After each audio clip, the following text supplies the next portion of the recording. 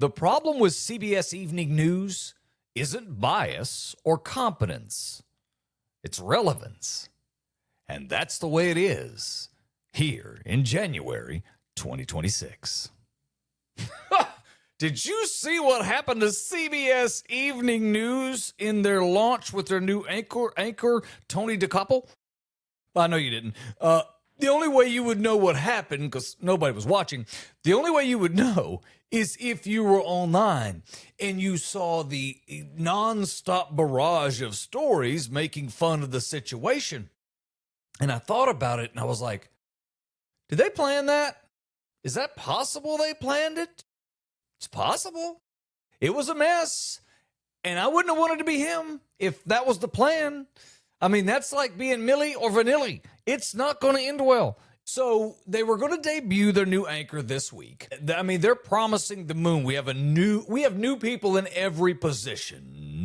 A new anchor, new editorial direction, big promises. One night, whole thing comes apart. Wheels right off the bus. Now, as a guy who did this for a long time and worked in the television business, I think things got a little wobbly at the very beginning. Based on his face when the show came on, something rattled him in my mind before we started. It's kind of the way I felt about it. Maybe not. Something was off, I felt like, because I've seen his work before. He's good. Something just seemed off.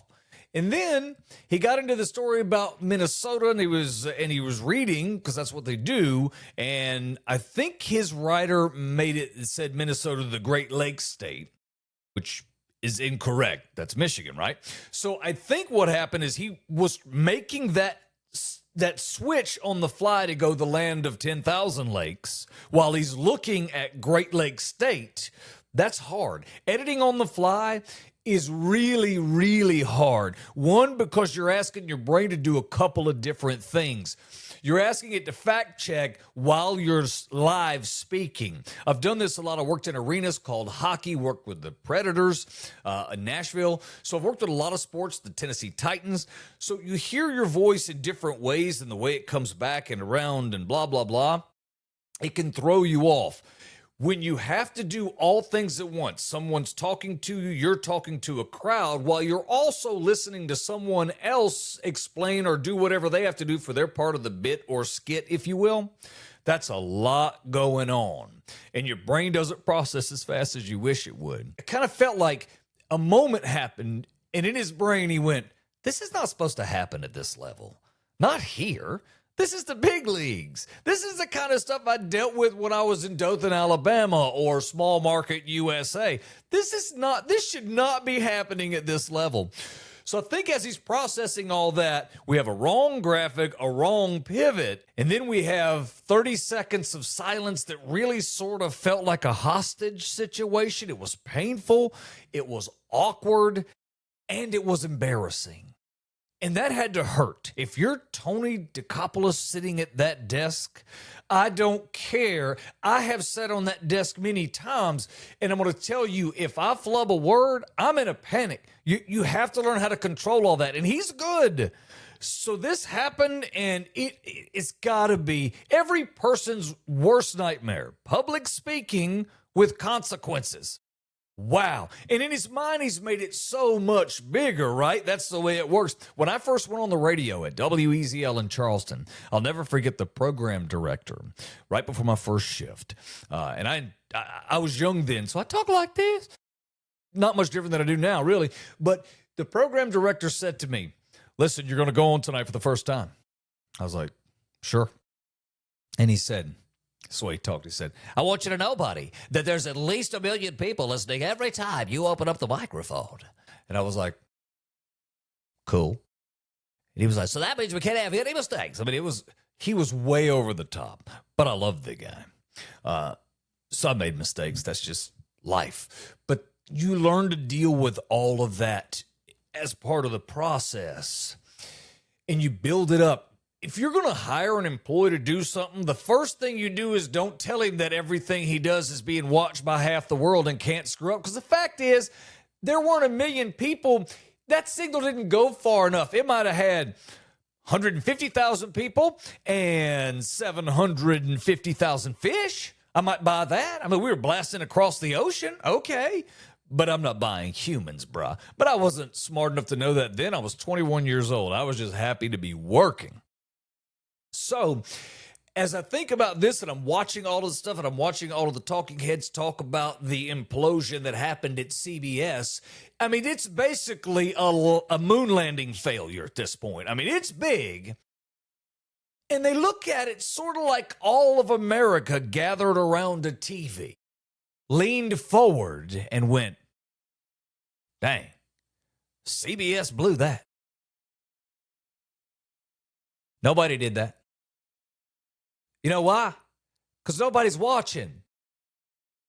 CBS Evening News doesn't matter. Hasn't mattered in 20 years.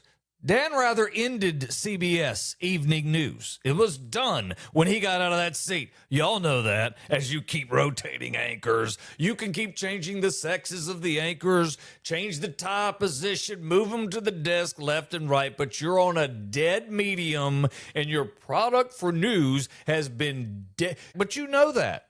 You know that as you continue on. You still have some specialty programming that does really well. You used to matter. Back in the day, when that show, CBS Evening News, came on, we all stopped. Your parents stopped. They sat down. They told America what happened that day. Everything stopped. I remember playing and my parents going, shh, stop. The news is on. You stopped and you watched Walter Cronkite. He demanded that respect.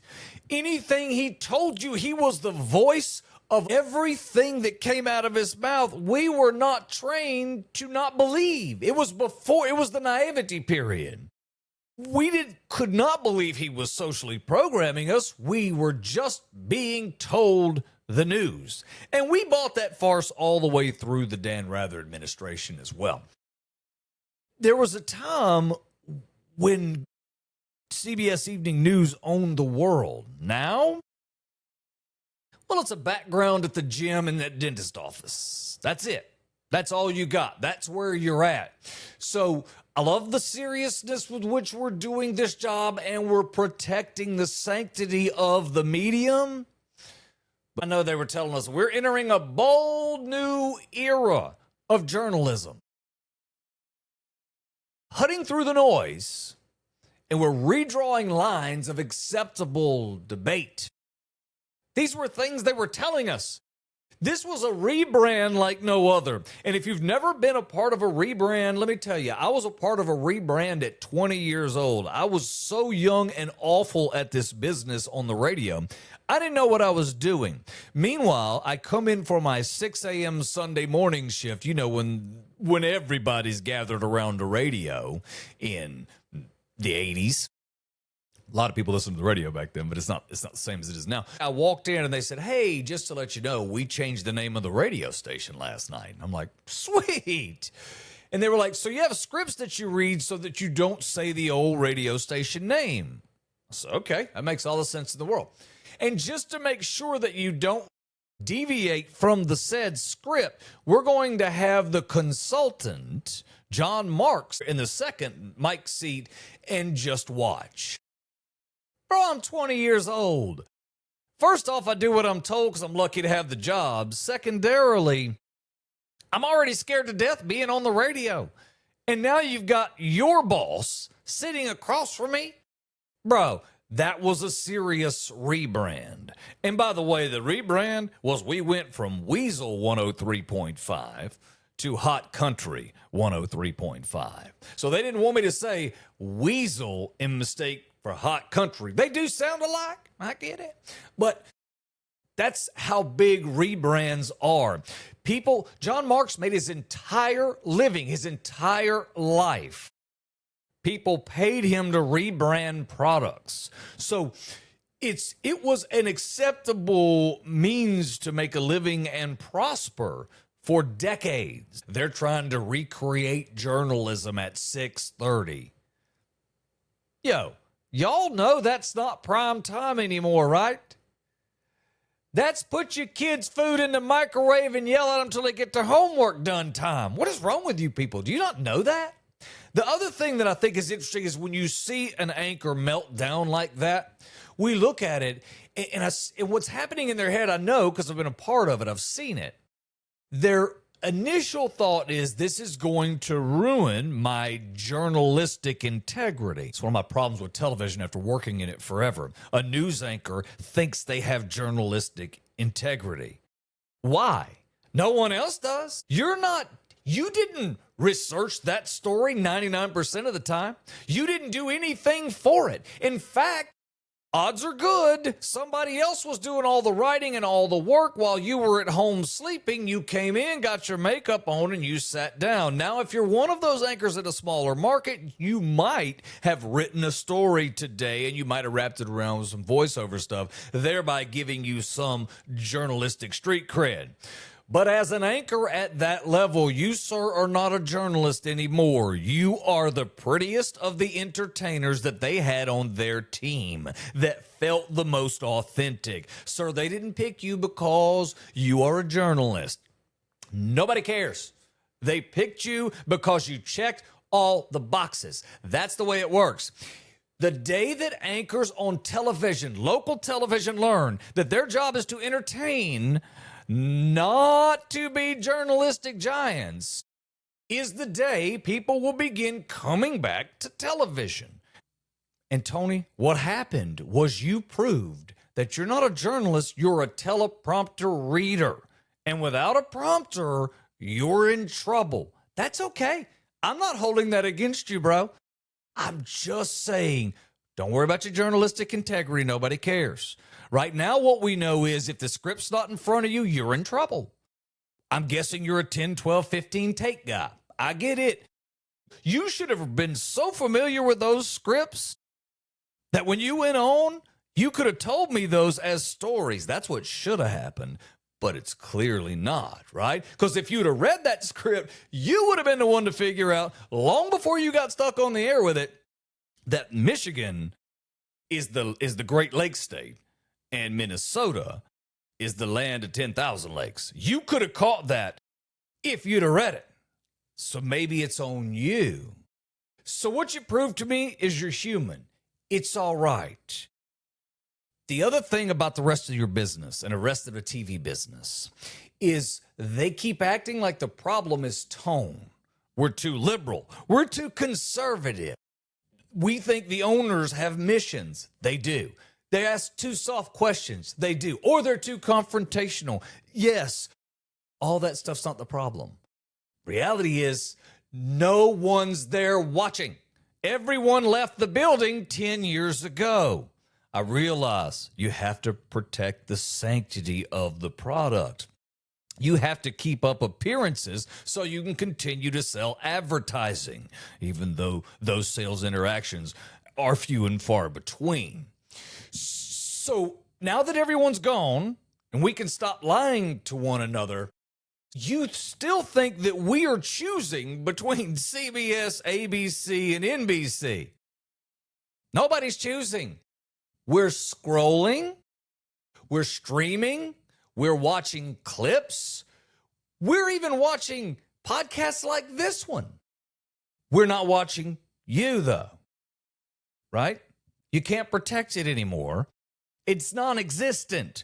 It's sort of like the college structure that we live under. Do we not want to talk about that? It's the same thing. I talk to 20-year-old kids on the regular. When I talk about college, I might as well have put kryptonite around Superman. It's over. They're not having that conversation. Not going to happen. Not doing it. And they've convinced themselves, as have their parents, or they've convinced their parents, and I don't know, somebody convinced somebody that it's not relevant. You just don't need it. I don't know if they're right or wrong as I work my way through my master's. I don't know if they're right or wrong, but I know being smarter can never hurt you, right? Learning things can't hurt you. But a lot of what's happening in college now is we're getting through the process only to find that the job that we're now trained to do, AI's been doing for 2 years. Yeah, that's a problem. It's a mess. In the flying business, we have a lot of people with marketing degrees that are transferring over because you don't need marketers. We don't need them. We need a few creatives. we can actually design algorithms to create. So we're at the point where we really don't need PR people. That was a good $120,000 a year paying job that's gone. You don't need it. You're AI'd out. So that's what you're finding. So maybe college is not relevant. I don't know. But what I know is the entire organization is protecting itself, and everyone's in the ruse. I get it. Everyone's playing along. We're all complicit because the day we agree that we don't need college, it's a bad day for all of us that have paid for those degrees, right? We're going to forget the fact that we were dumber than a sack of hammers before we started, and now look at us. Why, we are absolute beaming beacons of intelligence thanks to our education. You know what I'm saying? Now, when I was doing live TV, they were talking about how this was a meltdown, a disaster. I've never performed at that level. I've done CNN and things like that. But the point is, not on that stage, not at that level. But live TV has always been messy. And Tony has to know that. He's worked at every level, too. At some point, he's worked out them all. So he should have been prepared for that. I worked with anchors in Dothan, Alabama. The scripts would just stop. You would lose the teleprompter. You would have to reboot it during the commercial break. They're pulling out scripts. Amazing things happen in small markets. They're just reading on the prompter. It goes away, the paper script, and they almost never miss a beat. That's not happening when you get to a medium market. Sure as the devil ain't happening when you get to a large or a major. And obviously when you get to the pinnacle of broadcasting, ABC, CBS, NBC, how many people are at that level? 4? 5? So basically, we got to see Patrick Mahomes, Joe Burrow fail right in front of us. Lindsey Vonn fail. Whatever the top of your favorite sport is, there's only 4 or 5. He failed in front of us.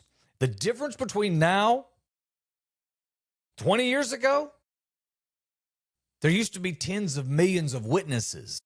Now, we know the numbers are more like a few 100,000 people over the age of 65. Most of them didn't even stop scrolling long enough to notice that y'all had a meltdown. The 30 seconds of silence was the only reason they looked up. What cracks me up is the confidence. Anchors talking like, this is going to be more accountable than Cronkite. Cronkite had the country, bro. You have an algorithm and a time slot that people accidentally stumble on. I'm not even trying to insult the people doing the job. I'm just saying that's reality. TV didn't fail because of bias. That just started the fall. Ideology didn't kill them. It failed because society, culture, everything moved. I love how the TV business thinks, too. If you want to spend some time in the minds of people that are really just keeping a check coming in, spend time with TV business executives. And I'm not talking about the local market manager. I'm talking about the ones the next level up, the medium managers, the overseers of 10, 12, 15 markets. And no matter what you do, I'm sure you have the same situation. If that kind of leadership structure is in place, you're either lucky if your district manager or whatever the next level is competent. In radio and television, they're not. They're just not. They have no idea what's going on. What they're doing is using their news director as a chair between them and the door. That's all that's happening here. And they rotate them out. They'll go through a news director or an anchor, and they use that as panic so that everyone thinks they still need them. Their decisions are awful. It's fun to watch the ineptitude with which they run that business. That being said, they know the only real driver of anything for them, website, viewership, it's weather. Weather, or you better have a big story. And by the way, by the time you came on at 6, unless it happened at 5:59 and 42 seconds, we already knew. We've already talked about it. It's probably already been on podcast. It's definitely been on every other network. So you're not spilling any beans. You have nothing to give the viewer at this point. That's why I said less journalistic integrity, more entertainment. Meteorologists make the numbers move at the television station. I know this because at the upper level, they'll come to you and they'll talk through your manager. Hey, we need to dial up the intensity on this storm. Like, what do you mean dial up the intensity on the storm? Well, what do you think is going to happen? I said, well, it's going to rain. Is it going to thunderstorm? In this particular event, probably not. So what if it did? I was like, okay. No, I need you to say that it's going to. And it could be severe. And I'm like, that's not going to happen in this one. They're like, it's sweeps week. So now I'm out here trying to spin a yarn that's not real. That's not what I'm going to do. So that's not going to happen. Never made them happy. They want sensational. It's the only shot they got because big stories, sports stories, that's all dead by the time they get there. So the only other option that they have to tweak local interest is to post bogus headlines. Things like, Trump took over Venezuela. Shouldn't he be impeached? ? That gets all the algorithm bumping. That gets everybody arguing back and forth. That gets the think tanks bots moving. Now everything's moving. That's the only shot they got. What else are they going to do at the local level? They're not. That's their only choice. So my takeaway isn't, wow, CBS blew it. My takeaway is, Tony, chin up, Buttercup. Truth is, nobody's watching TV anymore, but you're good at it. Now, I'm not even making this up. This was the headline today. Costco quietly extended a $1,250 Cadillac EV deal most members don't know about. That's the headline I read today. Funniest word in that sentence is quietly. Have you ever known Costco to do quiet? What do they do quiet? If they get your email address, they're going to email you loudly 10 times a day to tell you about the specials. If they announce savings, it's like they're warning a village. It's a big deal. If Costco's got a deal they want you to know about, expect to see a banner the size of a football field. There's probably a guy in the parking lot in a red vest yelling numbers. People are moving around. This ain't a joke with them. And when you get inside, you're at least going to get a sample on a toothpick of the discount. That's pretty deal. That's a good deal. Costco don't whisper. That's not the way they do. They don't be like, hey, thanks for coming. By the way, there's a Cadillac. No, that's not what they do. When you go to Costco, are you thinking, well, I need paper towels, so I'll get 48 rolls. I'm going to need one of those chickens. Everybody gets a rotisserie chicken.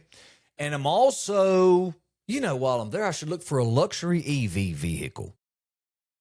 Does that ever come to you? No, because it's not a proper thought sequence. We don't think like that.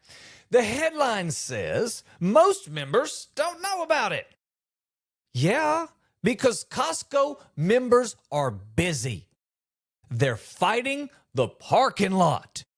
They're outside right now. And guess what? After they get through the line, they show that on their phone or they show their card or whatever, they forgot what they walked in for. Now they have a cart that's at least as wide as a pickup truck. They don't have any plan with this cart. They don't know why they're here. Next thing you know, they're at the register. How much did they spend? 4 to 6 bills. Why? They don't know. They left with a bunch of crap they didn't need. It's not coming back because it's too hard to return. Ain't nobody gonna stand in line for that. So now we're stuck with $600 worth of crap. And guess what? On the way home, by the time we get out on the interstate, we're going to remember what we've forgotten. Now we got to get to Walmart. Nobody's like, before we check out, let's see if they got any Cadillacs on sale. It's not how it works. And I don't trust any deal that Costco whispers about. Something wrong with it. Do I got time for one more? I do not. Okay, tomorrow on the show, I'm going to talk about the place where I live. 55-plus community called Sun Life, Cal-Am Resort. I'm telling you, it's funny. I'll be here tomorrow. If you get a chance, stop by.